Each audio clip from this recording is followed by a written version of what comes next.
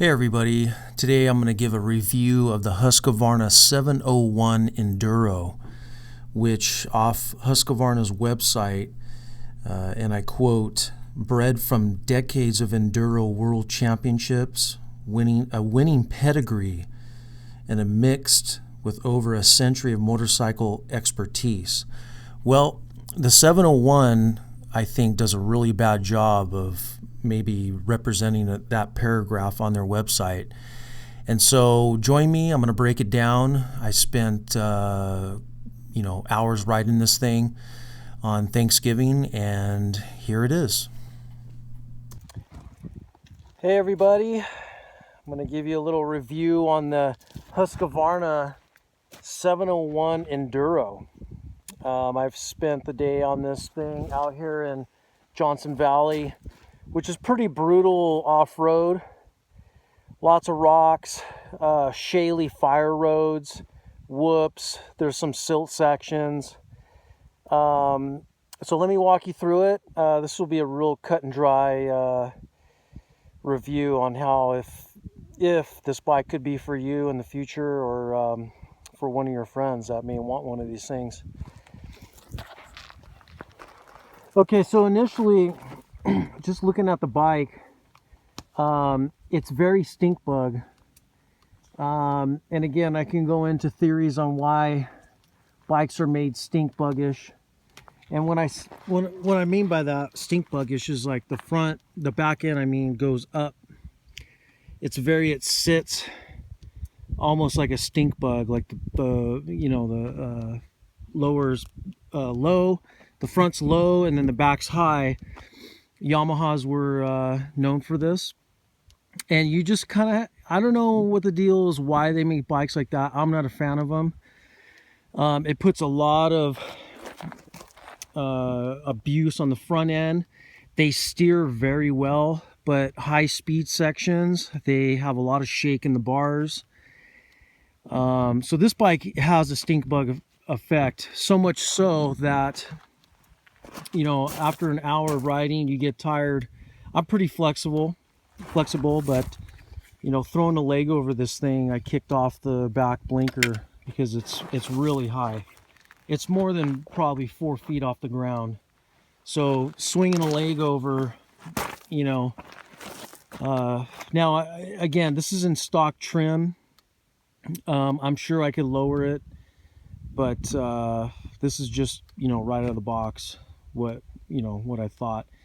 A number two thing they have on this bike is, I guess, their ABS. I think it's more for street bike riding. It's a brake system that kind of chatters the brakes so you get maximum braking power on road asphalt, but it definitely doesn't work off-road because you'll pile right into the back of the guy you're following. So you have to shut this off every time you turn the bike on. Again, I didn't do a lot of reading up on this bike as far as what the Enduro means, but I would say this is more of a street bike. With it having a stink bug attack position, with the rock hard seat, which is really rock hard, and the ABS, it's really, as far as out here, even in Mexico or real adventure sport riding where you're going to be on this thing all day long on whoops and rough terrain, it's really not the bike for that. Of course, if you have one, you can always spend money to get it to where it needs to be. Suspension, you spend like $1,000 on suspension, getting the back end lowered a little bit, and then the front end valved better. You probably can get it close. And then spend maybe $700 on a new seat with new foam, because this thing is rock hard and it's also really slippery. So take that into consideration. And then the ABS thing, you have to turn that off every time you start the bike up. As far as the power plant though, it's fast and it has a lot of power, but nothing to complain about there. It really goes fast, and all uphill stuff. It climbs, It'll get you out of sticky situations. Off-road adventure sporting or dual sporting, I'd probably pick another model. But I don't know. I mean, again, engineers, when they come together in Europe, which I think that's where they conceptualize a lot of these bikes and models, I don't know if they're thinking about West Coast United States, you know, rocky desert, whooped out stuff. I felt that this thing didn't really handle good on whoops, long, whooped out roads. And then as far as coming down hills, it seemed to dive in the front and want a knife. And again, maybe I got to spend money on set the suspension better, but right out of the box, it doesn't really work.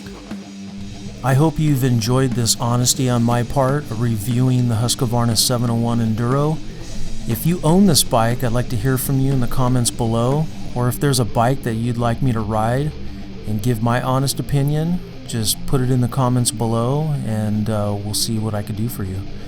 Till next time, see you later.